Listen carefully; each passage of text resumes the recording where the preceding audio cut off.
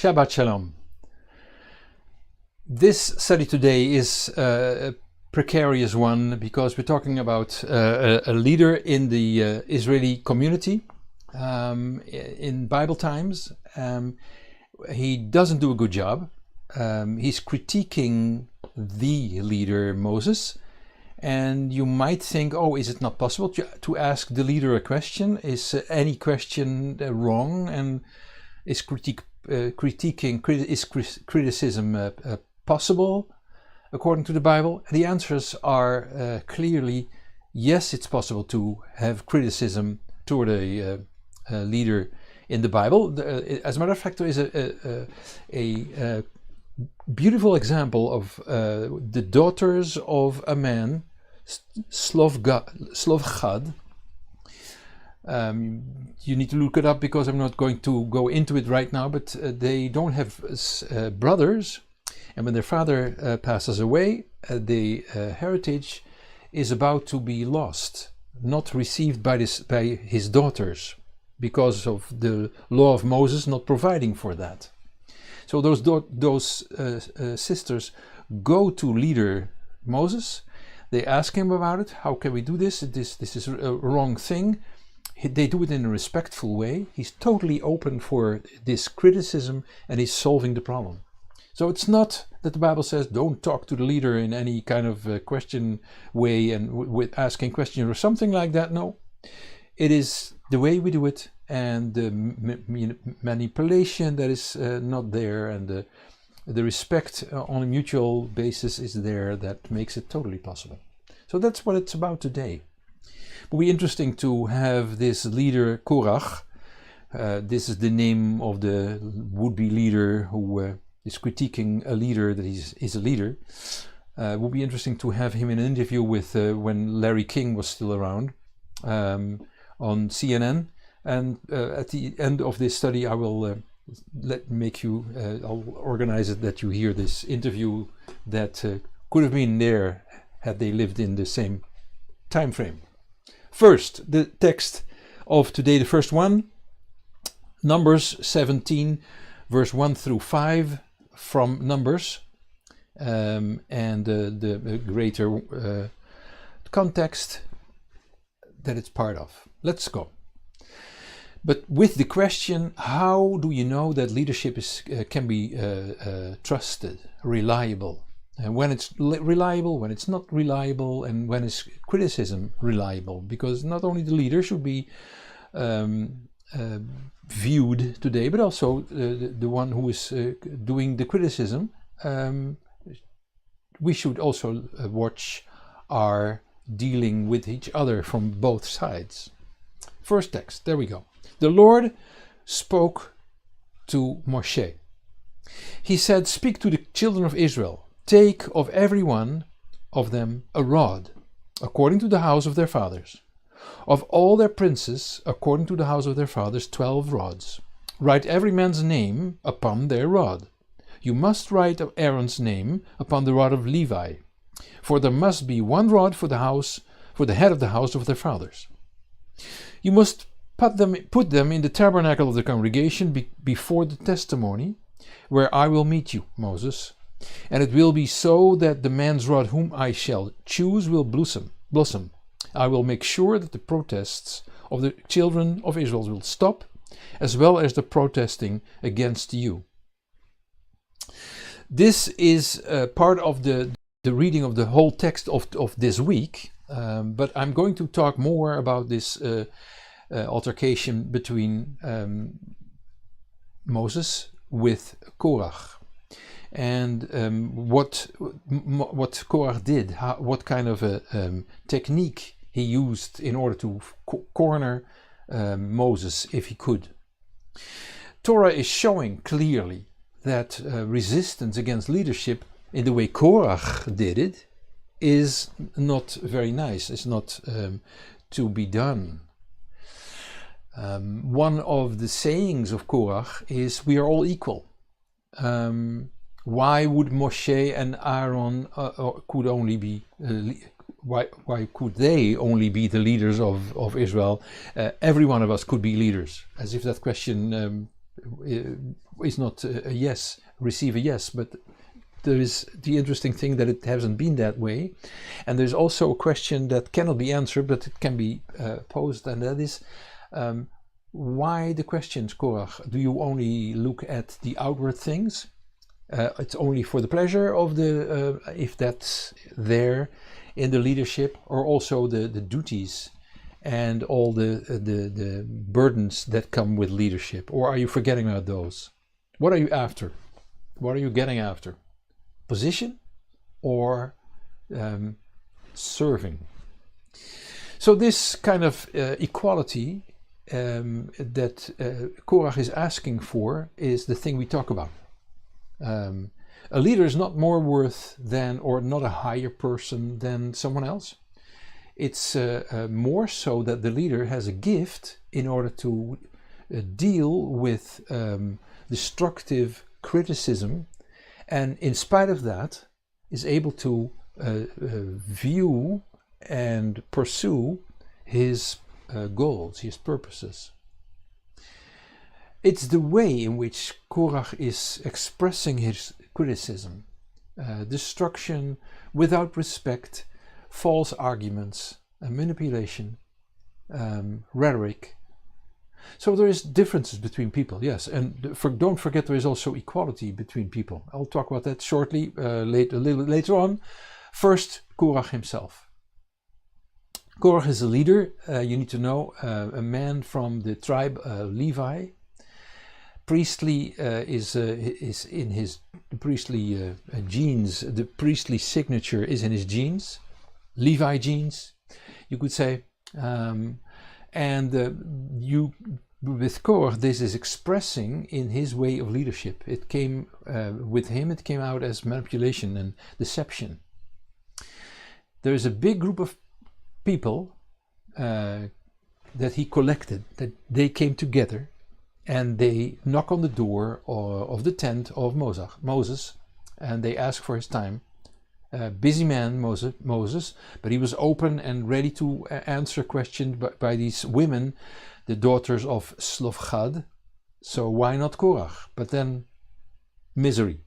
Korach knocking on the door, and Moshe heard already rumors when Korach was busy collecting his group. So when Korach is knocking at the door, Moshe is watching this vast group, 250 men around your tent. Not so nice, because they're not looking so nice and not speaking so nice and pleasure and giving you the feelings of pleasure. So Moses is a little bit scared, perhaps, but not only human fear, but the care, because he realizes that people could turn their own way, the wrong way, manipulated by their own manipulation.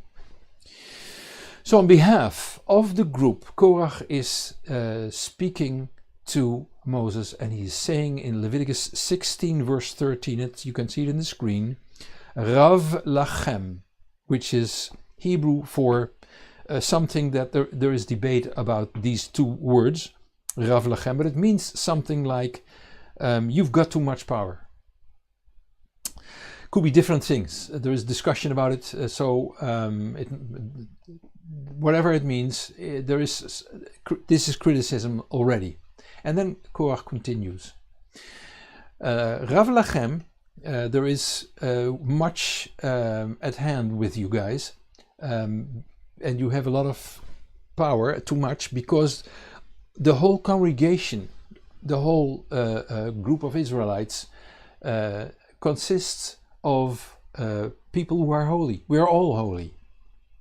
And the Lord is in their midst, or is in their innermost being.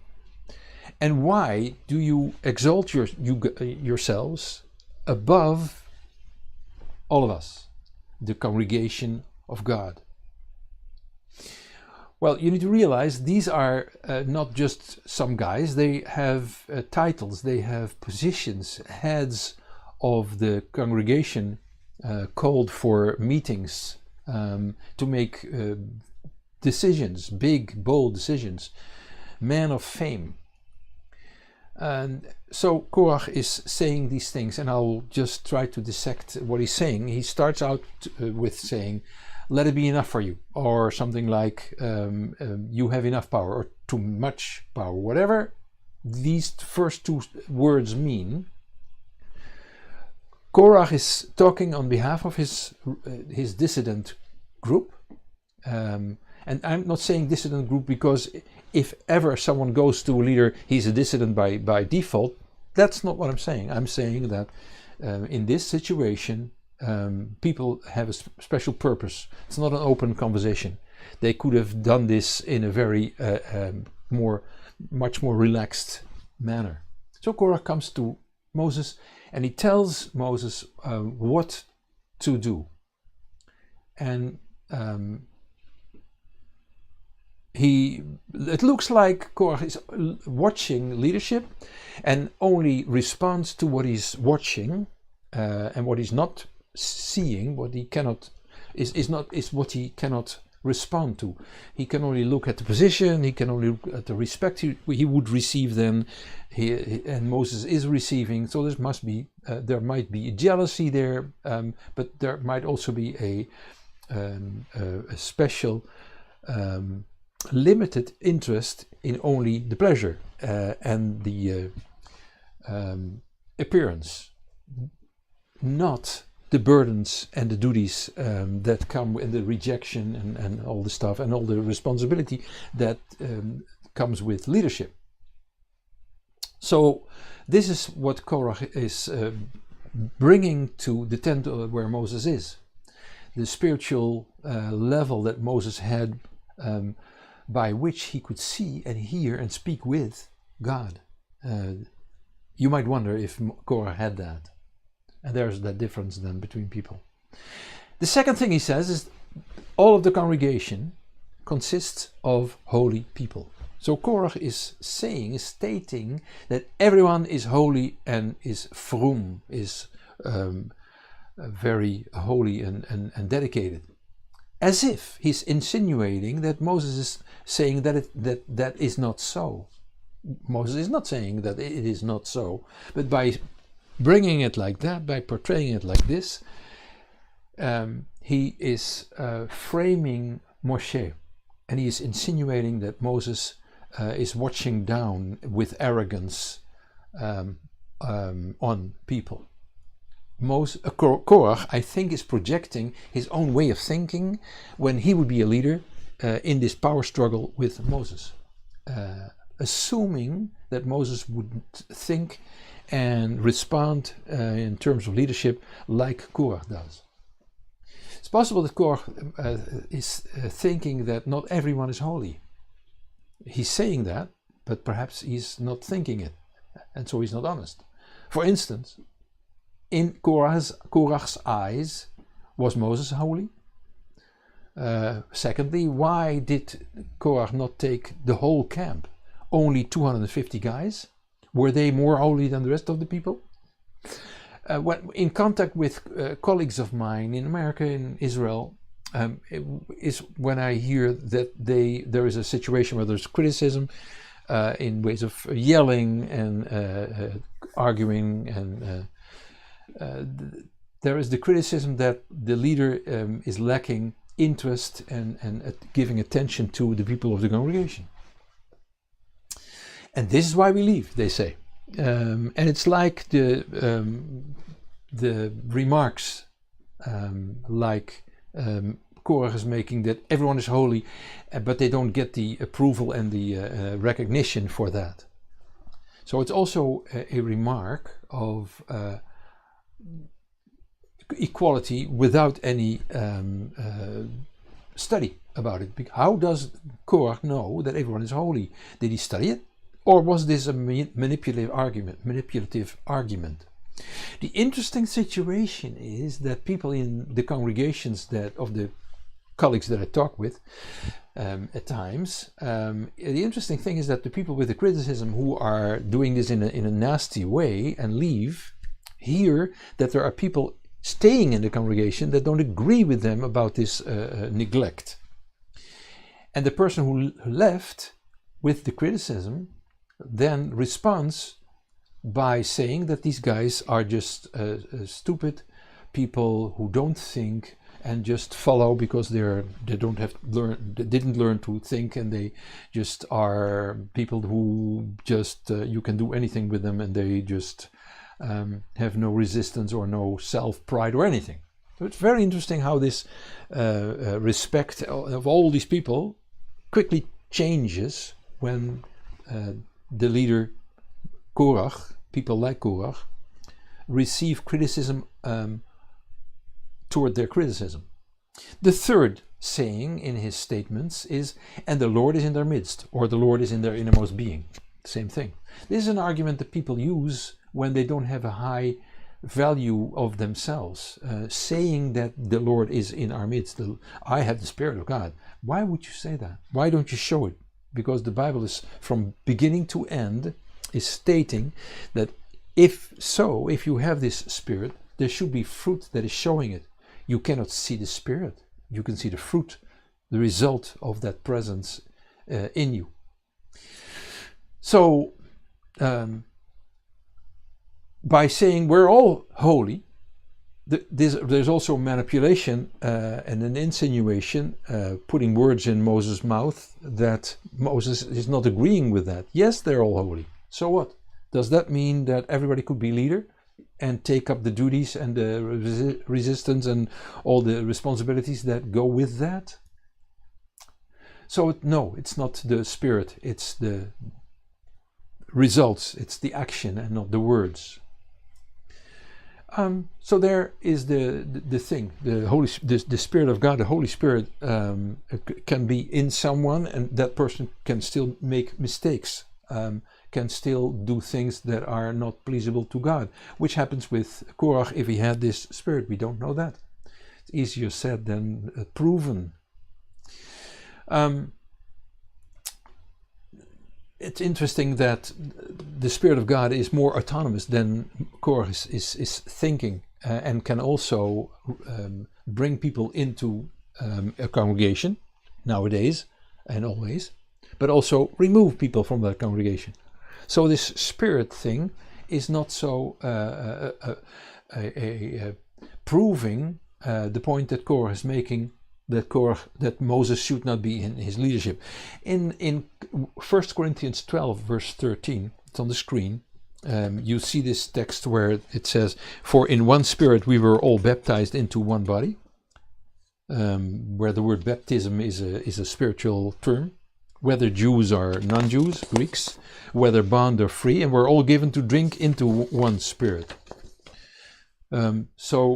This text shows that God brings people into a congregation, into a synagogue. Don't you think it's possible that he could remove people from those holy places? I think that he's possible, that he's able to do that. The fourth point: why do you guys elevate yourselves above the congregation of the people? We're all equal, and you guys are in some way outside and above. So that's what Korach is thinking, that Moses is elevating himself above the congregation in his leadership. I think that what Korach is doing is he is projecting his own feeling of what a leader is above. He is a leader, don't forget. He is the leader of his group of 250 dissidents. He's also elevating himself. He's not spending any time to realize that or to say it, talk about it, bring it into the discussion. There is no discussion. And he's claiming that Moshe is elevating himself while Moshe is doing the opposite. By the way, did Korach ever ask Moshe, could you tell me, would you be willing to tell me how did you become leader of our people? Did you give money? Did somebody help you? Something like that. We know that Moses didn't choose his position. As a matter of fact, he refused in the beginning. God gave him this position. But Korach looks at it in a different way. Korach looks like has a problem with authority. and is shooting at Moshe with all kinds of ammunition he can think of. What is this Moshe thinking? That he's God himself? He feels he's above the people. He feels he's more than someone else. Well, we're all equal. And while Korach thinks that everybody is equal, this guy takes the leadership of his movement upon himself in order to prove his point. Interesting joke that you can only see when you see through this. Leadership which he hates when Moses has it is okay when Korach has it. So this position and this mentality that Korach has is aiming at attacking leadership that has been positioned by God himself. The means to break down and destruct this leadership is always good. Whatever means there is, because it's serving the purpose of the destruction of that leadership. The means of the attack is done in words, not only, but in this situation it is in words. It didn't come to fighting, but it could have been, I think, because this crowd was a little aggressive in the position they had and in the tension that was building. The means of the attack is words and motives, putting words in Moses' mouth, bringing motives as a description in by way of posing a question. Why do you elevate yourselves? Not did you elevate yourself, or am I wrong? To me it looks like you're elevating yourself. No, there is this very blunt, brutal way of stating things with a question mark. Next, the attacker becomes the leader. Is already fulfilling this role. So this group of 250 guys are there threatening in front of Moses, who is coming out of his tent, standing in the opening of the tent, and Moses is throwing himself on the ground with his face down, praying to God in a position that shows his, his intimacy with God, but also his being fragile, serving, and also not in this high, authoritative, haughty position that Korach is stating he has. For Korach, everyone is equal, but Korach is more equal than some other people. And now it looks like the conclusion is that we're not equal. Don't forget, I was already saying this in the beginning, that there is also equality between people. The Bible paints the picture that women are equal to men, equal in terms of functionality, in terms of value, in terms of pride and their existence. The Hebrew term for it is ezer kenegdo in Genesis 2 verse 18 in the Hebrew text. The translations are sometimes not so close to the original Hebrew meaning, but ezer kenegdo means she is a divine help, ezer, divine helper, kenegdo, opposing her husband, opposing him. Opposing not only in terms of fighting him, although the joke in Israel is that before the coming of Messiah there is this opposition, and after Messiah has come and there is peace, it will be different and more peaceful. Anyway, Korach and his crowd make their point. There is an altercation and they don't come to a mutual understanding, and Korach and his crowd fall in a hole, a sinkhole, a hole in the ground which opens itself and closes itself. The next day everything is quiet and the incident is past. Really? No. That incident is not past at all. A day later you read in Numbers 16 verse 41, or 17 verse 6 in the Hebrew text, that we'll read it. The next day the whole congregation of the children of Israel murmured, protested against Moshe and against Aaron, and they said, "You have killed Adonai's people." They didn't realize that it was God who did this, who created this whole, P.K. Avod is talking about it, that God created this whole specifically for this purpose.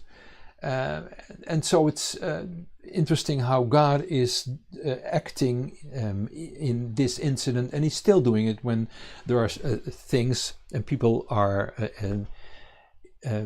walking away indignant and angry and walking out of the congregation. They think they have it under their control. I think God is removing them with a grace time in order to restore things if that is possible, and people have that will.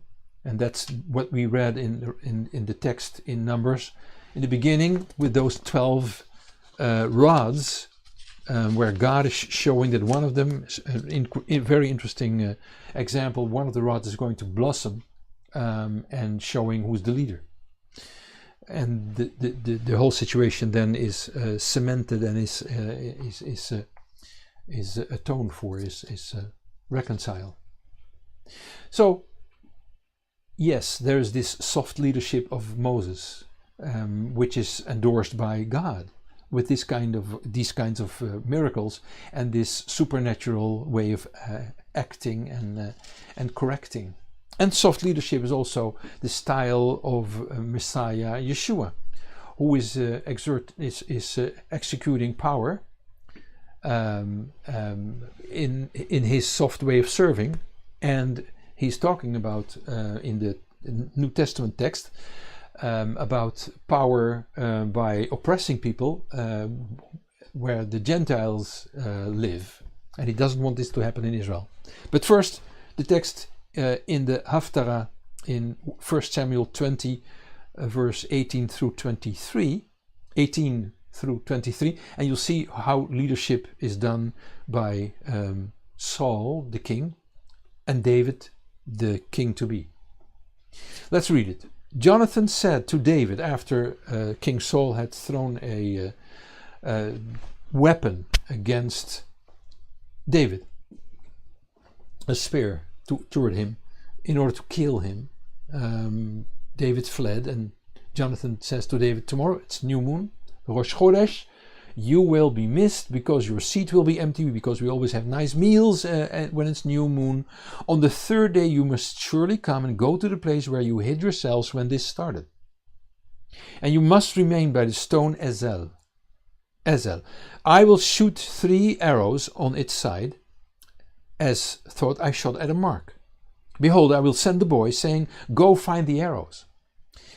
If I tell the boy, behold, the arrows are on this side of you, take them, then you can come, for there is peace to you and no hurt, as Adonai lives. But if I say to the boy, behold, the arrows are beyond you, then go your way, before Adonai has then sent you away concerning the matter which you have and I have spoken of. Behold, God is between you and me forever." And this is what happens because Saul is even throwing his weapon to his own son, showing what bad leadership can do. And David, the king to be, the king of Israel, with a model that is continually pointed at by God to the kings after after David has passed away and other kings have taken his place, show how humble David has been. Not perfect, but humble. Allowed God to show his way, not his mouth, but the Lord.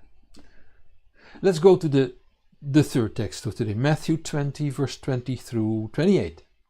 And we read, "The mother of the sons of Shabtai," which is the Hebrew name, "came to Yeshua together with her sons. She kneeled in order to ask a certain thing of Yeshua. He told her, 'What do you want?' She told him, 'Command that my 2 sons may sit on your right hand and on your left hand in your kingdom.'" What a question to ask. Leadership desired only the outward appearance, of course. Yeshua answered, "You have no idea what you're asking. Are you able to drink the cup, the fate that I'm about to drink, and be baptized with the baptism, a spiritual term, that I'm going to be baptized with?" They, the mother and the son, said, "Yes, we're able to. Yeah, sure. Whatever you ask. We want this position." Yeshua said to them, "Yes, you will drink my cup, and you will be baptized with the baptism that I'm baptized with." In other words, you will also die by the brutal hands of the Romans. "But to sit on my right and on my left hand is not mine to give. It is for whom it has been prepared by my Father." When the 10 disciples heard it, they were indignant with the 2 brothers. But Yeshua summoned them, and he said, "You know that the rulers of the nations lord it over them, and their great ones exercise authority over them. This won't be so among you. Whoever desires to become great among you needs to be your servant." Leadership style. "Whoever desires to be first among you must be bond servant. Likewise, the Ben Adam, the Son of Man, didn't come to be served." There's a mistake in the translation, I'm sorry. "Didn't come to be served, but to serve, and to give his life as a ransom for many people." This woman wants a position. She wants to buy a position for her sons by speaking nice words for her sons. And Yeshua is rejecting her request.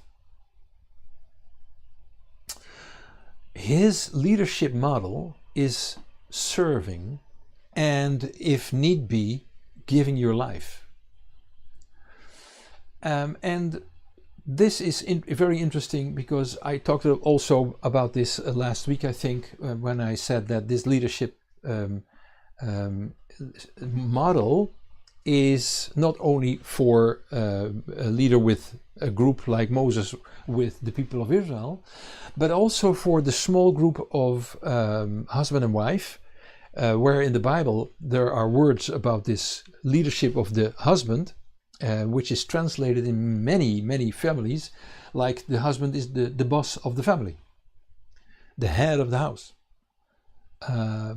Where Yeshua is saying, if you really want to be the leader, you need to be the servant. And he turns this whole model of being the boss and leading from above downward, upside down, where the husband has the object of it, the goal and the learning position, because it doesn't come automatic, by serving from his position low upward. So we're talking about leadership, and we're talking about the question, how can we trust leadership, and how can we know that objecting to leadership is okay or is just destructive?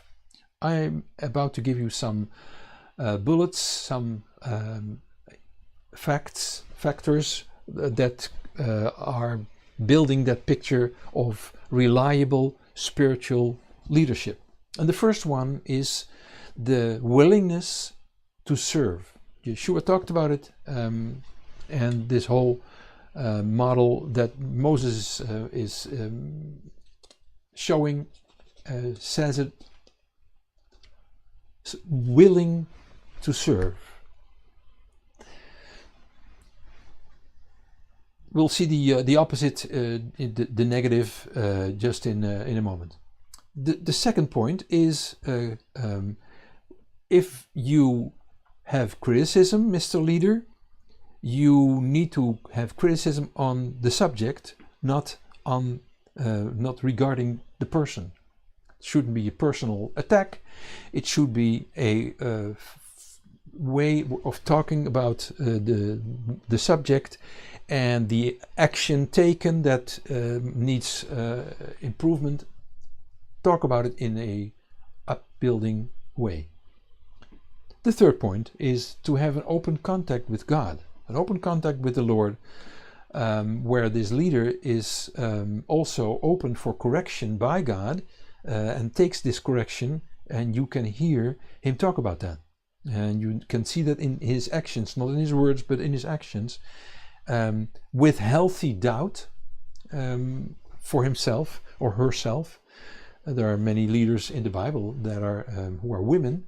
When you see in the New Testament, for instance, but also in the Hebrew texts, where women are in leadership and accepted and acceptable. So something to work on perhaps for some of us. Healthy doubt comes in where this leader is always checking whether sayings and actions are okay. Instead of thinking that he's okay by default, and when he's wrong, the rule one is he's okay. The next bullet is that he needs to have a aversion of manipulation. He should not want manipulation. He should not use lies in order to get his goals, his purpose done. I have years ago I had this experience where the leader of a congregation, he's retired in the meantime, so it's years ago, asked me if we could come to his congregation in the north of Holland, the country, and come with our dance group in order to show how dance is such a beautiful thing and it can really strengthen worship. And we said, yes, we will come, but no, we will not do this as performance. We'll do it as a part of worship.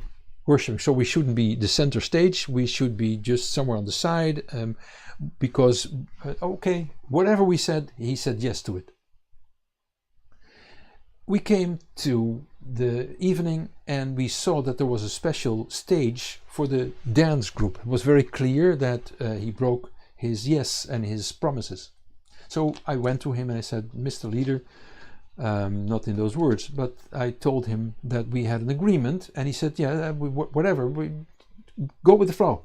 We decided to do it this way. He hadn't called me and made me aware of the change, but he said, this is the way we're going to do it. This is the way we are going to do it. I said, but you broke your promise. I very purposely asked you not to do it like this. You said, yes, we will do it your way. And then you changed it without informing us. Well, are you going to leave, or what are you going to do? There's no way of talking to this guy. And he had manipulated me and he had lied. And we talked to each other, the group and I, and we said, okay, let's go ahead and do it anyway. In spite of his mentality, in spite of his nasty attitude. We did our thing. There was no goodbye afterwards. He never spoke to us again because we had dared to have criticism toward his leadership. This is not the way it should be. And it's good to keep those examples in mind as ways of not to do it. Then there is this point of thinking in equality next to leadership. We need to realize that leadership doesn't mean that you're above people, but you're part of the group with the heavy responsibility of making certain decisions that need to be made, with all the responsibility that comes with it. Then also be open for respectful criticism. I gave already this example of the daughters of Mr. Slovchad in the Bible, through whom Moses saw that there was a mistake, there was an omission in the law, and he changed the law for them and for the people after them.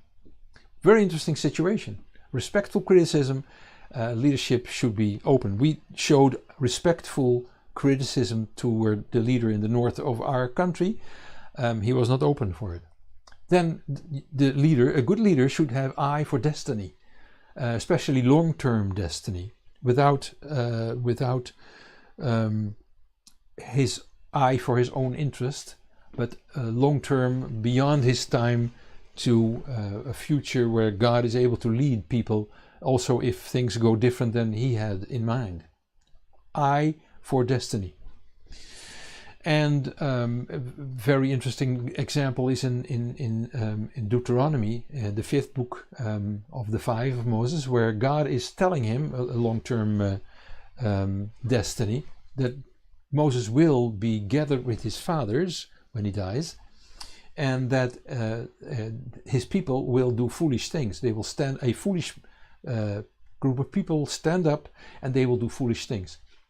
The same text can be read in a little different way with the same Hebrew wording, and it means, Moses, you will die, you will be gathered with your fathers, and you will stand up, and your people will do foolish things. So just a little difference, but now in the saying it shows that Moses was promised a resurrection from the dead and long-term destiny. That's what a leader needs to have in mind and have eyes for and attention for. And the next point is that the leader is driven for destination, has an eye for destination. I said already, driven to reach that destiny with as many people as possible, not just your own thing and at the cost of other people, like Korach did. Last point, choosing creativity and inner growth above tradition and appearance. Very important factor. The last one, but it's very important.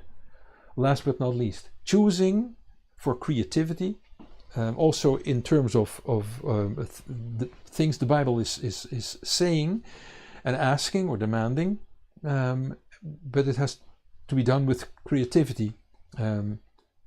Like in the Second World War, where a rabbi in, I think, Bulgaria was asking his people at the time of Yom Kippur, where fasting is asked to be done, is required, to go home and not have this long service of 24 and more hours, 25 hours, and eat, have good meal as much as possible, because they needed it in the heavy times of Second World War. Be creative, and not only that, but look at inner growth instead of tradition and outward appearance, because if you have this focus on inner growth, your studies will focus on inner growth instead of just nice words and wishing people a good week and stuff like that, shaking hands and things. It's not outward appearance that counts. It's not tradition that undergirds. It is, although tradition can be nice and appearance can be nice, outward appearance, if it goes without inner growth, if there is no creativity, then that is not what God would want. His Bible, his words are specially meant to be dealt with creativity. What is unreliable leadership? Unreliable leadership has, among other things, the desire to be served. People do what you say, instead of an open discussion where people are invited to do things, including the leader.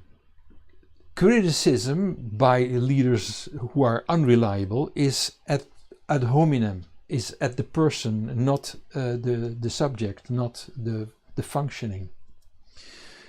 We had this with this leader in the north of Holland. The third one is not open for correction.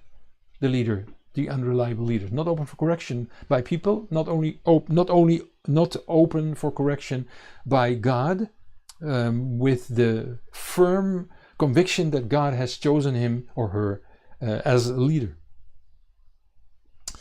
Then the next one is that a person like this is using manipulation and lies. I talked about it already. And the next one is averse to leadership, but being a leader himself. No, we don't need leaders anymore. That's the olden days. We can do without leaders, says the leader.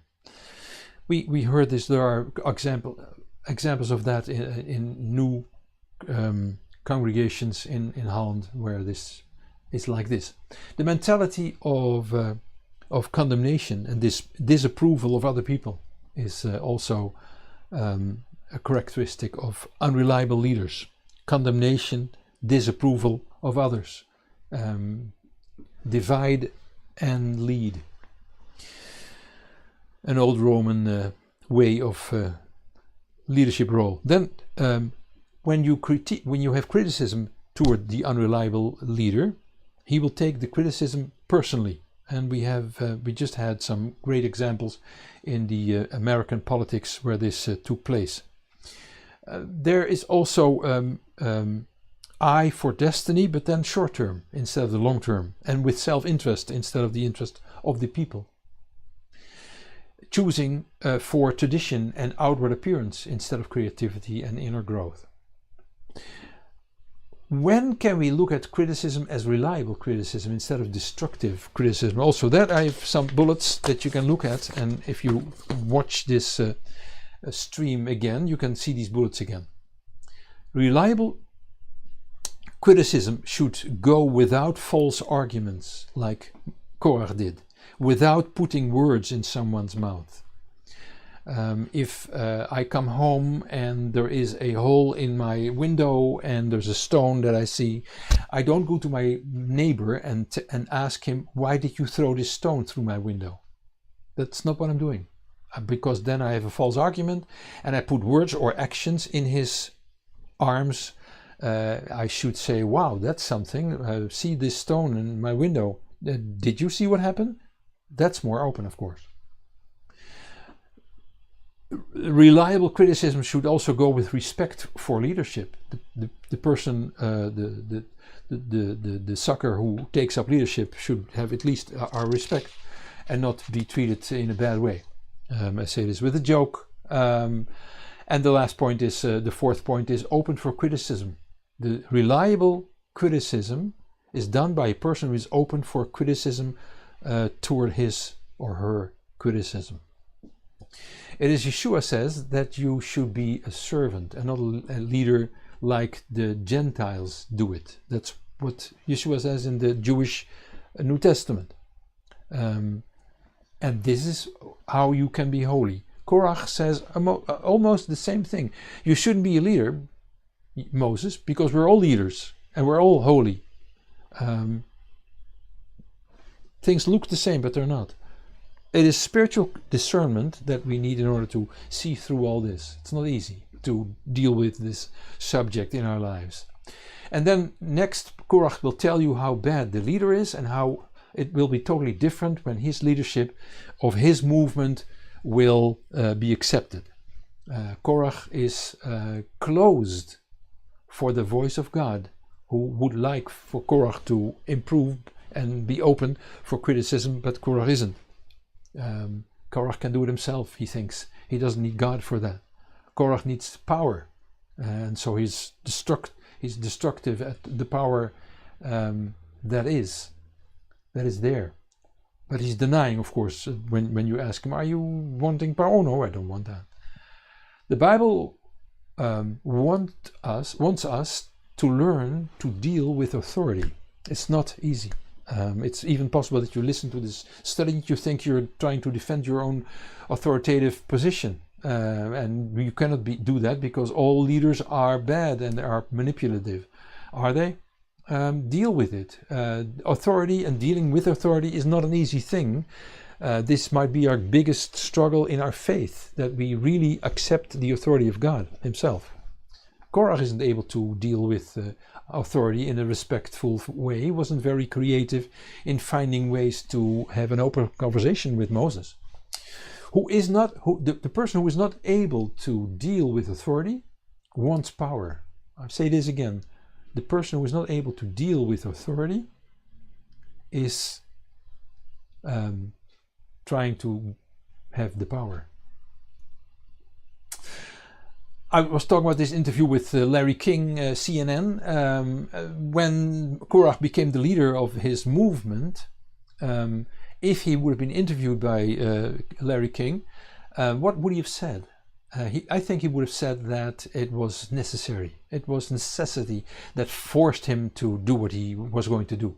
Mr. Korach, we have heard that tomorrow you're going to say something to Mr. Moshe with 250 people. What made you do this? What made you start this movement of the people? Well, Larry, I wouldn't call it like you say it. What we did was not an insurrection. We are a movement. Let no one call us rebels. We call this a people's movement. It was very clear that Mr. Moshe had his own style of leadership that we can call bad, very bad, evil leadership. And not only Mr. Moshe, not only is he a bad leader in terms of style, he's very arrogant as well. Oh yeah, Mr. Korach, can you explain that? Can you make it more concrete? Because this is only phrases we hear. We need to have evidence. Well, Larry King, it looks like you're choosing sides for Mr. Moshe. Our movement is carried by all of them, all of us, the whole people. The fact that I'm here with 250 guys ready to go to Mr. Moshe is only because some people are very they're very coward. They're cowards. They say one thing, but they don't put their actions to it. So that's what we call the stupid followers of Mr. Moshe. We choose for freedom of choice. That is if you choose for us. Yes, Mr. Korach, but you have nothing in terms of facts. Can you give us more meat? Larry King, you're not so objective, huh? You're not honest.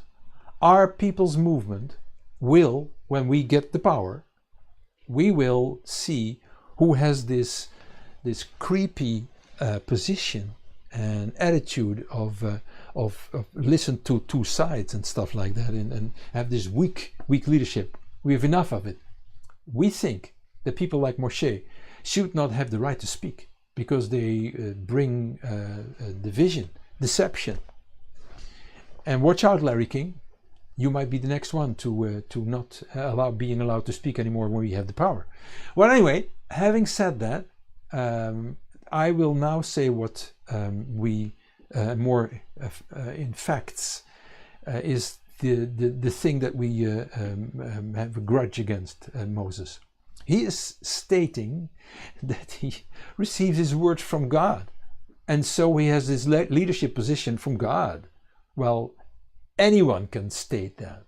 Were you there? Was I there when Moshe disappeared in the dark cloud? So that's one. Second point is, he thinks that a leader can say something about other regarding other people, and therefore he's holier. While I say that everyone is holy. And that says it. That's clear. You can draw your own conclusions with that. And thirdly, we don't want anything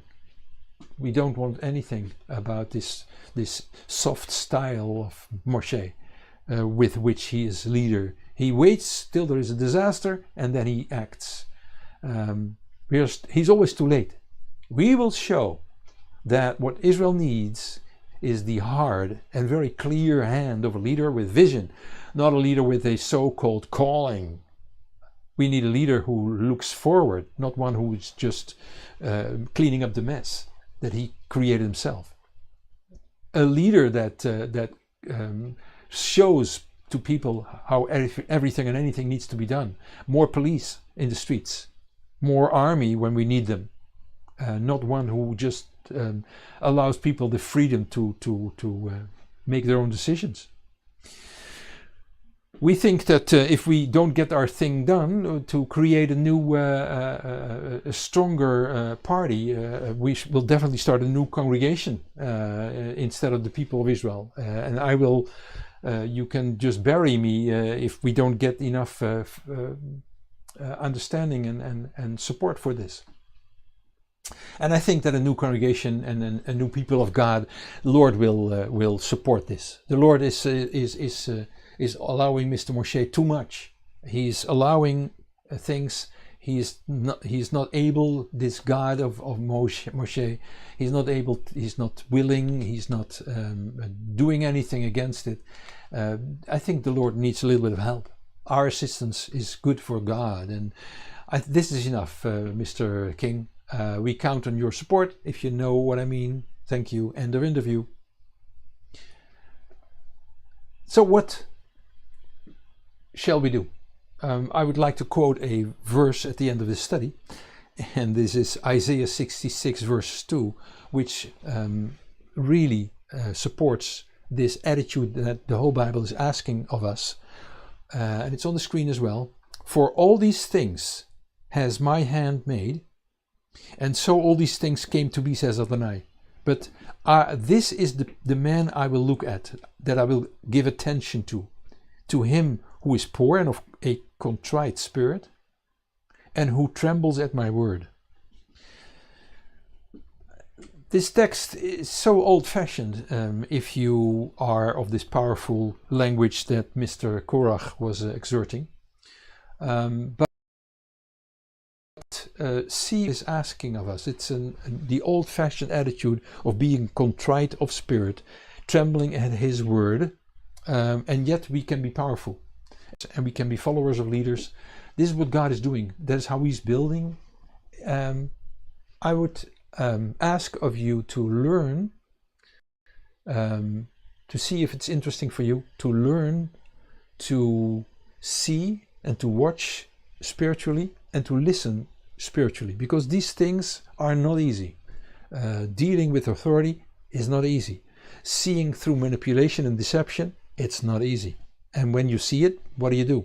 The New Testament in Galatians 6 verse 1, I think, says if you see a brother do stupid things, correct him if you need to, but with a soft spirit, because you could do the same stupid thing. There's this equality thing. We are all stupid. We can be stupid, some in such ways and others in other ways. We're all stupid. So have patience with each other, help each other, because we need each other. And then there are the leaders that God appoints, which is also a very difficult thing to prove. How do you prove that God called you to be the leader of something? Difficult things, yet this is what the Bible asks us to deal with difficult things. It was not an easy study, but think about it. This is what it does, because giving ourselves to God is a difficult thing. Trusting God as our supreme leader is a very difficult thing. Trusting him totally with our lives and our everything we have, with our possessions and everything, not easy. Yet this is what God is asking of us. And so I wish you strongly a good Shabbat, with the rest and the relaxed moments of thinking about these things that God is impacting in our lives with, and forming us in spiritual formation that we need and we will prosper by. So, Shabbat Shalom.